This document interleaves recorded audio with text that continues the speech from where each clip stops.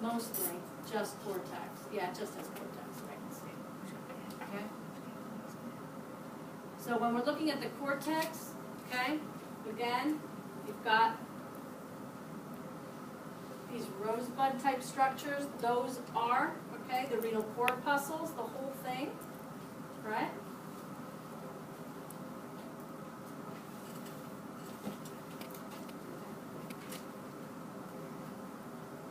I'm going to zoom in a little bit more.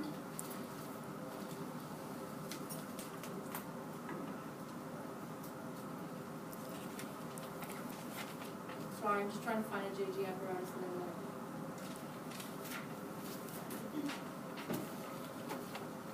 Okay.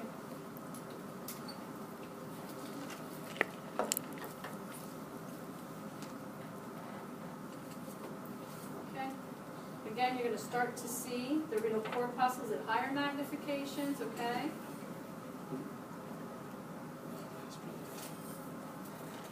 Okay. So again, here am I in the cortex or the medulla? Cortex, okay? So this whole structure, the whole thing is called a renal corpuscle. The renal corpuscle has two parts to it, okay? It's going to have the glomerulus, which is under here. It's the capillary bed that's in there. And every now and then, if you get a slice in such a way, sometimes you can actually see the little blood vessels inside. You can see the little blood inside there. Okay? So here we sliced it, and then you can see a couple of red blood cells in there, in the capillary. Okay?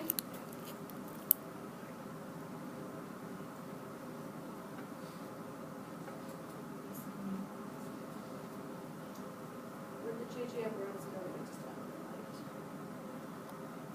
There you can actually see the blood vessel coming in.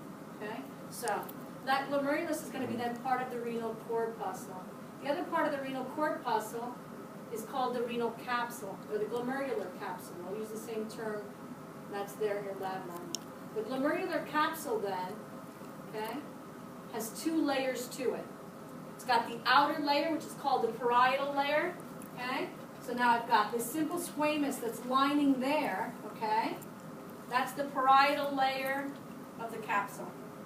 And you can either call that capsule glomerular capsule, Bowman's capsule, or renal capsule. All of those are the same thing.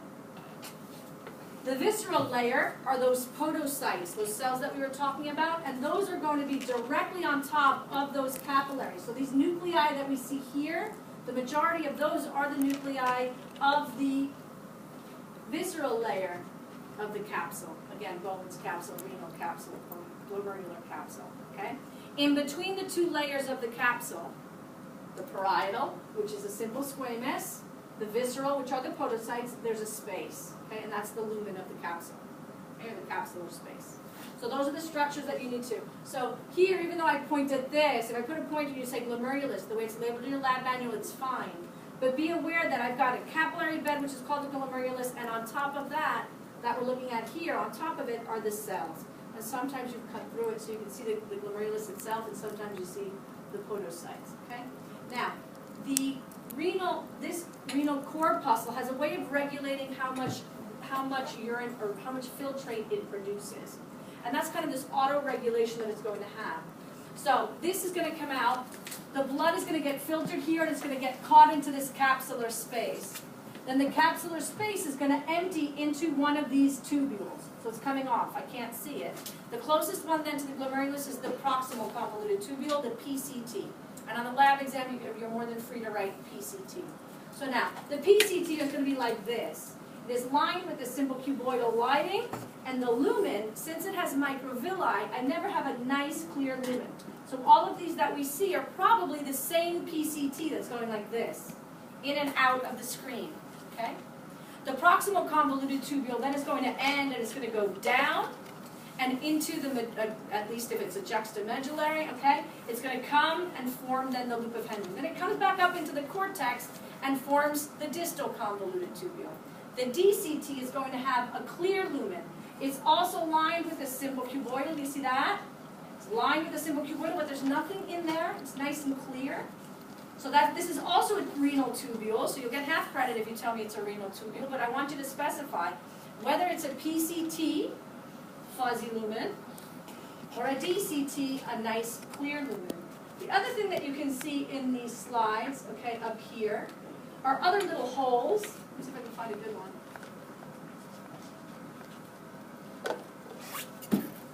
Like this one up here, not too short. Okay, this one is lined with a simple cuboidal, and it has a clear lumen. What is that? A DCT, okay? How about the one that's right next to it? That little circle right there is lined with a simple squamous, and I can actually see a couple of red blood cells in there. That's the peritubular. So that is going to be a peritubular capillary, okay? So here I'm lined with the simple squamous. Do you see the difference between lined with the simple cuboidal and lined with the simple squamous? The simple squamous just looks like it has a line, and every now and then I catch a nucleus. Like right there, or right there. And I'm not sure if that nucleus actually corresponds to the Bowman's capsule. That's the only one. But it just looks empty, and I actually have 2 little red blood cells in there, so that you know it's got to be a capillary. The only capillaries we have up here are the peritubular capillaries, okay, if they're not in the glomerulus.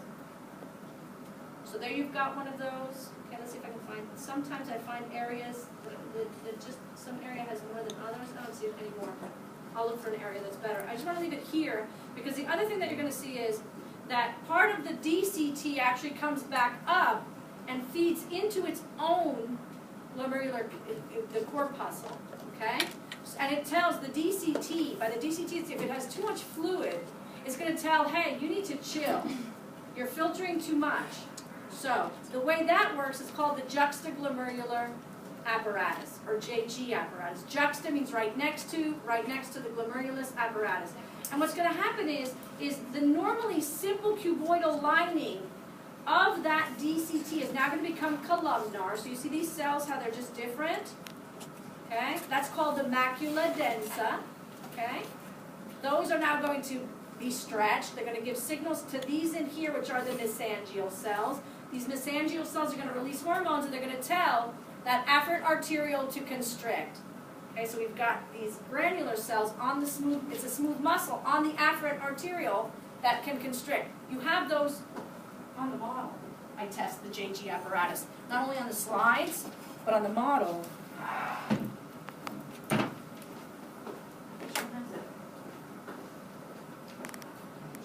used to have one that had this smooth muscle. Well, that's interesting. Where'd that one go? Those are the only 2 I have. Oh, that's why you guys have different pictures. These are new, so different. So basically, here on the model, all right, here you've got the renal corpuscle. This is the JG apparatus. Okay, so here I've got these columnar cells here. Okay, that's going to be the macula densa. So I can even test it on here. And if you look at here, it's going to have some like stripes on this, on the afferent arteriole.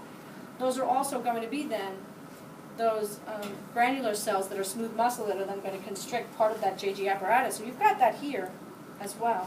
Okay, so have a look at the models, because I can test on either one.